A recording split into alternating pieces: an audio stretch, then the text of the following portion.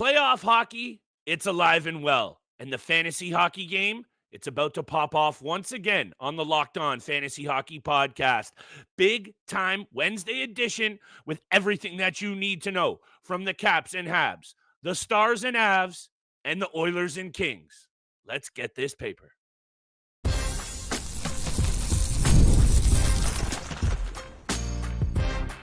You're Locked On Fantasy Hockey, your daily podcast on fantasy hockey. Part of the Locked On Podcast Network, your team every day. Giddy up, my fellow hockey degenerates, and welcome back inside the lab to your daily 30-minute source for hockey news, betting breakdowns, and fantasy takes to take your team to the top. It's the Locked On Fantasy Hockey Podcast with Steele and Flip. Shout out, salute, much love, and thank you so much to the everydayers holding us down and making us your first listen every single day. Today's episode is brought to you by our friends at FanDuel Sportsbook, where right now, new customers get $250 in bonus bets if your first $5 wager hits. Mr. Roden, I know your voice is suffering, so I'm going to do my best to carry us through today's episode, but I still need you here like every single episode, my friend. I am hype to get to the Minnesota Wild on tomorrow's episode, the Battle of Ontario. We'll keep breaking down series by series and bringing you guys the fantasy angles you need and bets every single day until the cup gets lifted. Now that I'm done talking, my friend, we're going to get to Landeskog. We're going to get to the Oilers goaltending situation. Both of those have fantasy impacts. First and foremost, Washington Capitals looking good against Montreal, or should they be concerned that that one had to go to overtime? Yeah, I mean, there's definitely some concern with how that game ended, and you're right. My voice is barely holding on by a thread right now. I'm on a your boy's banged up. Weekend trip to Nashville, come back, game 1 of Battle of Ontario, goes to game 2 of Battle of Ontario. So it's been a 6-day grind right now, but we're Just here. call it what it is, Steele. It's a bender, and that's okay. We're here for It's you. an absolute bender. I'm banged up, but we're here and we're getting after it. I didn't like the way the Capitals played that third period, and that's more so credit due to the Montreal Canadiens because they were all over him in the offensive zone, keeping the pressure, keeping the cycle in the corners. Defensemen activating as well, obviously trying to tie that game.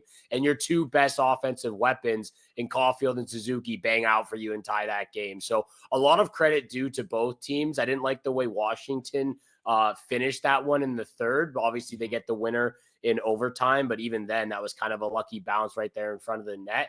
I got to give credit, and I want to highlight Sam Montembeault because I thought he was the number one guy for Montreal. He stood on his head. First playoff game in years, and the 906 save percentage, 3 goals against. He had a 906 save percentage, a 2.89 goals against average. I thought he was spectacular out there, and I think Sam Montembeault is going to be a perfect 0G strategy goaltender going into next year. You pick up you draft him as your second goaltender on your roster, and I think this Montreal team is going to be very dangerous for years. I don't think they have it this year. That's why I picked the Capitals in 5. I still think they're inexperienced and too young to even make a deep playoff run or be an actual contender, but they're going to be dangerous for the next 5 years, especially with all these young guns they have. And Sam Montembeault is going to be a huge key piece of their success down the road. So I wanted to give him a highlight and speak to his value going into next year. Again, this is when you look at the goaltending in this matchup, and I know Logan Thompson was coming back from injury, I thought he was spectacular on his end too. Obviously giving up those 2 goals, again, Montreal was putting the pressure on there. And this is going to be a really close series game-wise. I still think it's going to be a 4-1 Capitals series take in this one, but the way Montreal handled themselves, the way Martin St. Louis behind the bench was switching things up in that third period, getting his top dogs out there late in the game. I thought it was a good first game just to get those nerves out of them, even though they weren't really showing them. Maybe in the first period they were, but after that, they settled right in, and Sam Montembeault was huge for them. Really good point with Montembeault. That's actually his playoff debut. So the confidence angle there with Montembeault is a really intriguing one headed into Yes. tonight. And I think the Montreal Canadiens should be a pretty confident bunch. Having played the way that they did down the stretch, if you had a piece of them fantasy-wise, you're probably one of those teams that finished in the money. By the way, shout out to both leagues finishing this year. Y'all waiting in the listener serious league, the competitive league. Uncle Flip's got your loot coming to you. Congrats to our winners. Also, though, Steele, coming up here on these stats from game one, and that's why I think headed into tonight, the Montreal Canadiens actually took it to the Caps in the faceoff dot, winning 53% of their draws. And that is an angle that I think perhaps if continues to go their way, and I know that's a big if, I think puck possession here is going to be huge. For the Montreal Canadiens, I appreciate you mentioning Montembeault. That's a very intriguing fantasy angle to consider carrying into next draft season. We talked about Dylan Strom. We talked about Dylan Strom's value, a career year, 3 assists. He looks sensational. We talked about him as an X factor. If he starts to go and feed Ovi that puck, we said this as well. The one way that this series goes Montreal's way is if they neutralize Alex Ovechkin. Easier said than done. They did not do that, and it cost them the game. They do that in game one.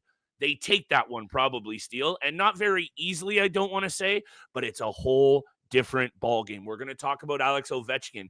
When it comes to bets, we also have to talk about the Avs and the Stars. We'll finish up with the Oilers and the Kings. I guess lastly, I want to leave it at this with this one because I think the next two series have a lot more intrigue and fantasy angles to cover. So I want to save your voice and your talking points for them. Montreal could do huge for this series if they somehow manage to take game two. If they don't, I really don't see it for them in this series at all, Steele. I could perhaps see a sweep. I'm not trying to get ahead of ourselves here because we haven't even seen the puck drop on game two yet.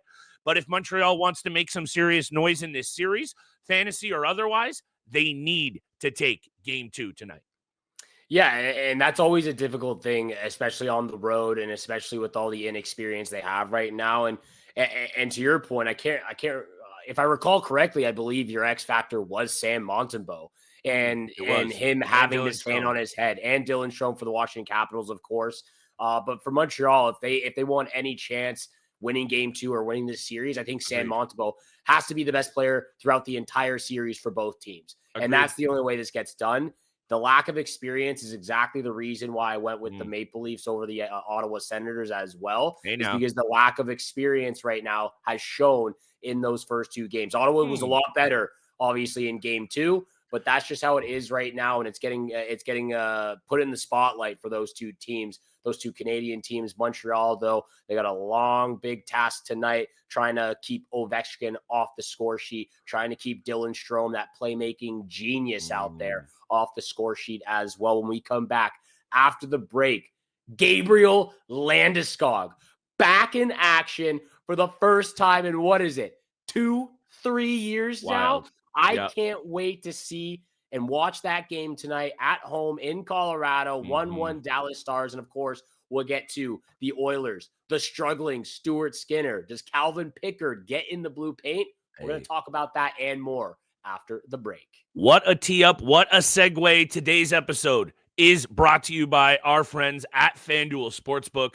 The NBA playoffs are in full swing, and FanDuel has given new customers an incredible way to get in on the action, where right now, joining FanDuel and you hit your first $5 bet, $250 in bonus bets back in your account. FanDuel makes betting so easy, picking the favorites or going in on player props. Steele and I love the same game parlays. From the three-pointers to steals, FanDuel has so many ways for you to bet your favorite props. Don't miss out. Head to FanDuel.com today and claim your $250 in bonus bets. And thank you so much for making the Locked On Fantasy Hockey Podcast your first listen every single day. Continue to smash that subscribe button. Your boys here, Flip Livingstone and Steele Roden, appreciate everyone that tunes into the podcast. We could not be doing this without all of you out there. So thank you so much for holding out with us, hanging out with us, even heading into the postseason right now. We know it's not as big fantasy hockey news as it could be, but we're trying to bring every single angle we can going next year with what we're watching right now, because you like to talk about that, the momentum of what a playoff series and a playoff deep run can do to someone's value going into the next season. And I think that's really something we need to talk about with Gabriel Landeskog. Obviously hasn't played in the NHL for the last 2 years, recovering rehab with his surgery and knee injury. He's going to be back in game for game 3. This is monster. And I don't know how you feel about it. We're going to find out very, very soon. But I really love Gabriel Landeskog as one of those depth pieces to any fantasy hockey team. Again, he's probably not going to be jumping off the page. And he never really has jumped off the page offensively. His career high was back in 2018 with 75 points. He's been a perennial, 50 to 60 point guy throughout his career. Sure. A lot of hits, decent amount of blocks, shoots the puck. I think this is a guy that if I were to compare at this point in his career with exactly what's going on, I'm trying to think of someone right. I had him on the tip of my tongue, but anyways, Gabriel Landeskog, I still think if what we can watch in this postseason, if he even resembles anything of what he did 2-3 years ago, I think this is still a guy that you can draft in next year's fantasy leagues. I think we're going to find out very soon how he is going to, because also we know that this brand of hockey, this pace of hockey, and the meat grinder of the postseason will expose the weakness of the best players out there. So this isn't in a situation where right now, do I think Gabriel Landeskog goes in there and absolutely starts lighting the lamp? Perhaps not, but his impact on this team and now the depth that gets to spread around. He's also going to play with a really good centerman in Charlie Coyle. That's an angle that I think people are overlooking here is what everyone looks at what Landeskog is going to do. What's he going to mean for a player in Charlie Coyle who just last year scored 25 plus goals and came off of a career year? So do I think Coyle and Landeskog are the secret elixir for them winning the cup? No, but it could go a very long way to not only doing that, but boosting the value of Landeskog and even Coyle headed into next season. Landeskog slots in also on his wing on the second power play. And I guess what I want to leave it at for you to ask you this about Landeskog is where then does he fall next year on the draft board for you? Because I'm with you. He might be the nice little peripheral add-in that still comes with 50 to 55 points. This guy likes to mix it up as well, Steele, in his career. 601 penalty minutes in 738 career regular season games. And I'll leave it at this before you answer that draft question. He's also been captain clutch, literally 82 career postseason games, 80 career points. This could be huge for the Colorado Avalanche, who just blew it 2 leads in game 2. They might be out for blood tonight, Steele. That might be an angle we have to talk about come to bets. Yeah, we're definitely going to be talking about that at Big Time Bets. But with Gabriel Landeskog, look, he's 32 years old. It's been a long road for him to get here. The emotion, the physical toll it takes on someone to try to get back to doing what they love. It's been a long journey for him. He probably, he probably didn't sleep at all last night knowing that he's going to get back into NHL game action. I like that. Going into next year's draft, again, we're going to see how he plays. We're going to see how everything holds up. But, when you still look at some of the best veterans in the game, guys from the age of 31 to 36, and really the superstars when we're talking about like, Sidney Crosby at 36, Ovechkin now at 37, 38, who put up 40 plus goals in less than 65 games. These guys are still capable of doing their thing. And again, if Gabriel Landeskog is even half of what he was 3 years ago, there's going to be a ton of value. I wouldn't draft him. I wouldn't draft him until probably the 10th round, somewhere around then, middle of the pack. With you. Yep. You obviously don't want to jump too early on this guy, but again, if he's healthy and he's playing with Nathan McKinnon, Cale Makar, Nichushkin, Lehkonen, there's going to be loads of chances for him to pounce in the offensive zone. So that's my take on Gabriel Landeskog. Obviously, before we get to the Oilers and the Kings, we have to wrap it up with this. Mikko Rantanen back in Colorado for the first playoff game of this series. The fans are going to let him hear it. And he's been non-existent. He's been non-existent for the first 2 games. 2 games, -3, 0 points, 4 hits, 3 blocks, and 6 shots. So he's had some opportunities, but hasn't been able to get on the board. How do you feel about his performance so far? And obviously going back to Colorado, like they love this guy, but this is the playoffs. He's the enemy now. If this series unravels for the Dallas Stars, and right now 1-1, you can almost forget about that 5-1 shellacking in game 1. It's all square. However, if this does unravel for the Stars, not only is this a huge swing and miss opportunity just based on the quality of the team, but what a nightmare season for Mikko Rantanen to have to do what he did in Carolina and kind of go through the motions until he wanted out of there. You leave the team that might hand you your walking papers for the season, and they might be going on a heater. I don't know what that means for his value fantasy-wise headed into next season. I still think he's going to be a regular season beast. Dallas should still feast. Yeah. I just think the expectations here, like Colin Blackwell bails them out in a big way in overtime. I understand they battled back. The depth is there. We love Jake Ottinger. I guess I'm just very nervous for this Dallas Stars team in game 3. And as much as it's a prove-it situation for Landeskog, what a big prove-it game for the Dallas Stars, because let's say the Avs lose. Yeah, it's huge and great for Dallas. But if Dallas loses, that's almost a backbreaker that I don't know if they can overcome, especially if that guy in Rantanen that we just discussed doesn't start doing something, because Dadonov, it's nice. Wyatt Johnston looked a lot better. Your big guns got to go, and I know Jason Robertson is out, and that hurts that line's production. Let's see what happens. That's all I can say right now. There's so much talk. And for me, between these two teams, one of the goals, like I'm looking at Jake Ottinger tonight to really steal one for the Dallas Stars. However, this Landeskog thing is something that you should really keep your finger on the pulse as a fantasy GM, as these angles to cover throughout the playoffs. 100%. Last note on Mikko Rantanen about his value going into next year. He's been a late first round, early second round draft pick over the last 3 to 4 seasons. I think this move to Dallas, while there's still tons of value, I think it drops it. And I think he's going to be a late second, maybe early third now, because he just doesn't have the exact same weapons as he does in Colorado. So I don't know if he can continue being that 50-plus goal scorer that we saw. Only 32 goals on this season and 82 games, obviously moved around to 3 different teams this year. So that's my take on Rantanen. We'll have to do a lot more in-depth analysis in the offseason of where we rank these players going into next year's draft. Agreed. Real quick, let's start the conversation on the Oilers and Kings, or do you want to wait till after the break and then get to big time bets? Let's just get to break. We'll go quick on these Oilers because I think we've spoken a lot about them. However, we're going to talk about them at bets as well. Let's get there, and we try and keep you guys in and out in 30 minutes, and that's also thinking of your voice, my friend, trying to take care of you, all right? Appreciate you. Absolutely love the lookout right there.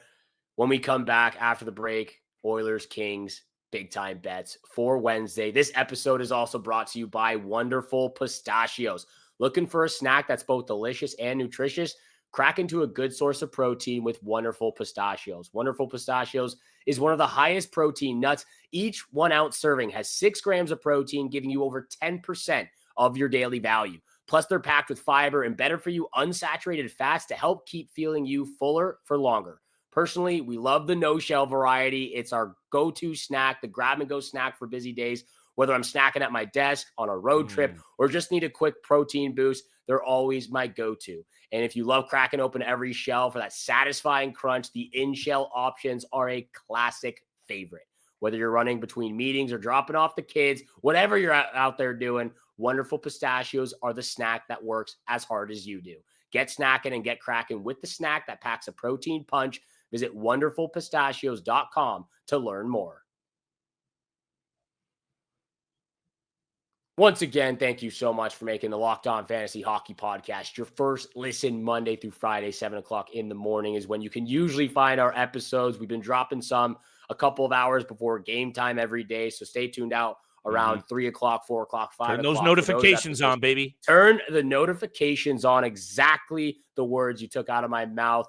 Oilers, Kings. Yep. That was a crazy game 1. Whoa. The LA Kings came out just guns a-blazing, full of Mhm. speed, full of just chaos in front of Stuart Skinner. And what exactly I said in my playoff predictions, I'm concerned with Stuart Skinner going into this series. It's not the same Kings that we saw the first three times around the last three first rounds they've played each other. They're at home. They have home ice advantage. That's number one. Very, very, very bad start for Stuart Skinner.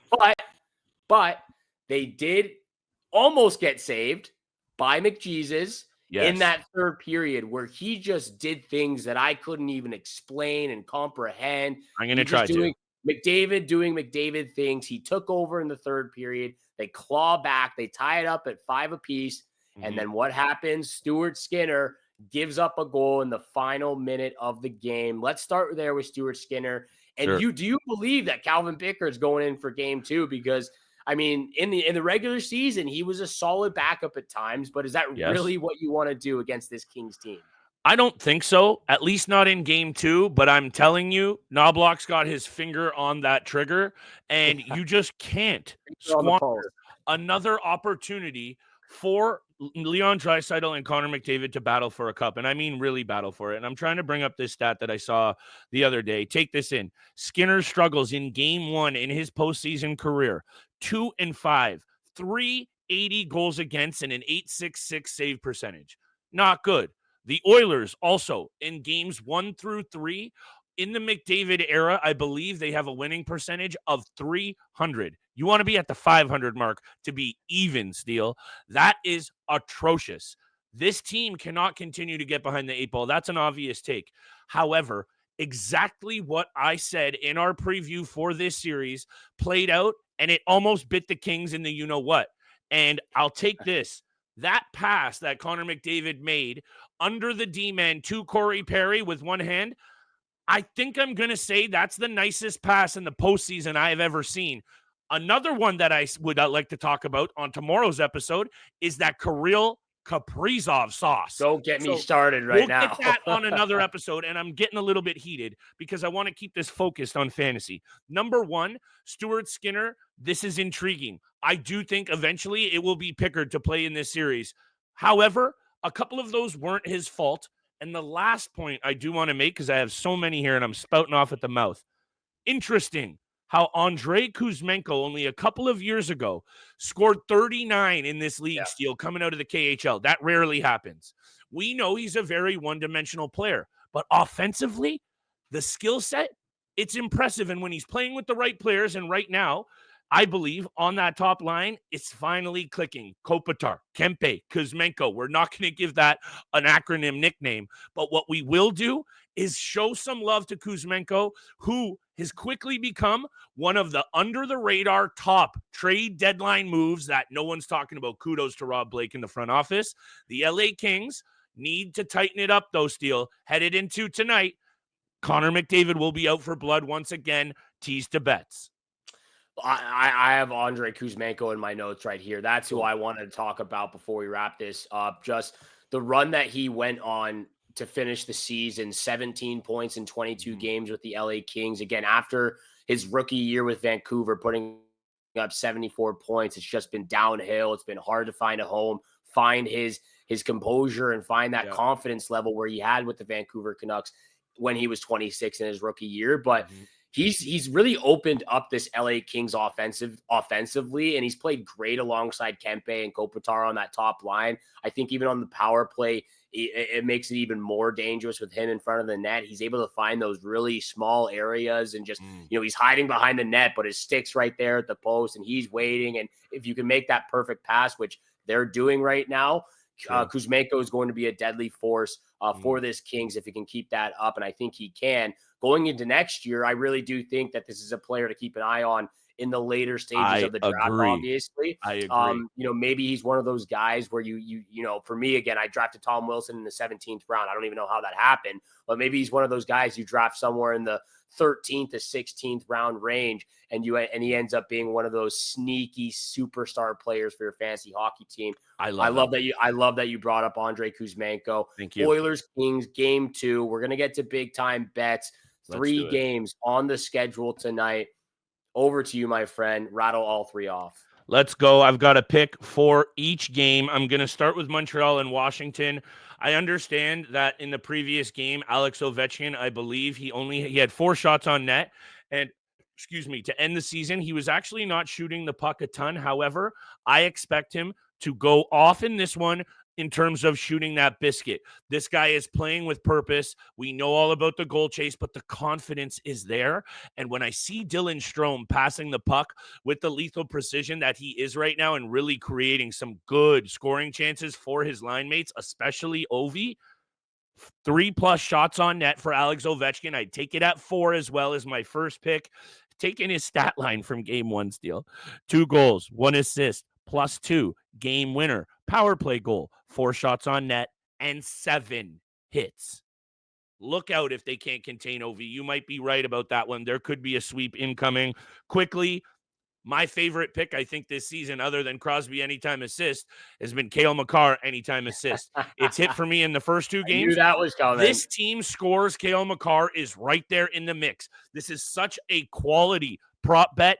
Add it into your favorite parlay. You're not going to be getting a ton of juice because of back-to-back games with an assist. I'd even go as far as to say 2+ assists for Cale Makar, but I'm going to save my 2+ for my lock of the night, Connor McDavid. You sent me a graphic the other night. 40 points in 19 career playoff games against the Kings, I think is all you really need to hear. And when you see him enter that next gear steal that you and I have spoken about, he cannot be stopped. It's not a question of if, he cannot. 2+ anytime points for Connor McDavid. Go 2+ assists if you want. Go 3+ points if you want. I'd be cool with it. 2+ points for Connor McDavid. Lock that one in. Loving those picks. I'm loving the player props. I got 3 player props as well. Boom. First one, Ovechkin 2+ points. Just along what you just said. We didn't even plan that. We did not plan that whatsoever. Ovechkin 2+ points, just what you said. I think he's going to be firing the biscuit. I think he gets back on the score sheet with a goal, maybe 2 in this game. And he's currently on a 10-game point streak leading back into the regular season. He had 3 points in that game 1. So I'm looking at Ovechkin to take over offensively. That's my first pick. Second pick, let's go this with your Cale Makar anytime assist. Nathan MacKinnon 2+ points. He's got 4 points in 2 games so far against the Stars. They're going back home. I love this for them. He's also on a crazy game point streak right now as well. You know me and the 2+ points. I love those player props. Yes, sir. Final pick and lock of the night. Adrian Kempe, anytime goal. Guy's firing the biscuit right now. I mean, he's got an electric shot. It's true. I know you love this player. I really like this player. I actually convinced my brother, who's doing his playoff office pools, to take him in that box, and Excellent he popped choice. off for him. So Adrian Kempe, anytime goal alongside Ovechkin and MacKinnon 2+ points. Lock of the night, MacKinnon 2+ points. It might be one of those nights where it's time to smash all 6 of those together, Steele, and chuck a 10-piece down.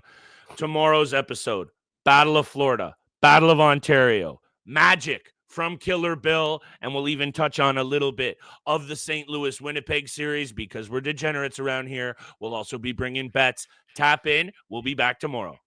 Thank you so much for making the Locked On Fantasy Hockey Pod your first listen every single day. For your second listen, check out the all-new Locked On NHL Game Night. Every game, every night until a Stanley Cup champion is crowned. Get local analysis on a national scale. Find NHL Game Night on Locked On NHL on YouTube or wherever you listen to podcasts. For both Flip and I, we wish you good luck with your bets tonight, and we shall see you back here again tomorrow.